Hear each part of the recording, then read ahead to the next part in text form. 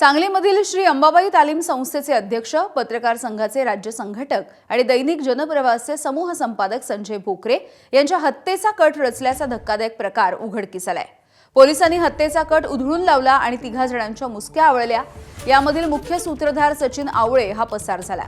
गणेश लोखंडे, विराज बुटाले आणि संग्राम फडतरे अशी अटक करण्यात आलेल्यांची नावे आहेत। तर मुख्य सूत्रधार सचिन आवळे हा परागंदा आहे, त्याचा शोध सध्या पोलीस घेत आहेत। श्री अंबाबाई तालीम संस्थेच्या जागेच्या वादामधून आर्थिक फायदा मिळवण्यासाठी हत्येचा कट रचल्याची माहिती अप्पर पोलीस अधीक्षक कल्पना बारवकर यांनी दिली आहे।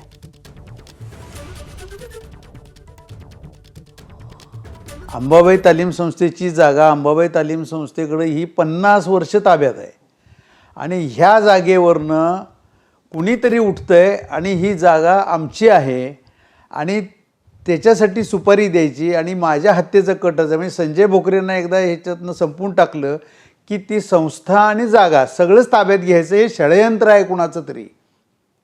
ह्याच्या मागं बोलवता धनी फार मोठा असणार आहे।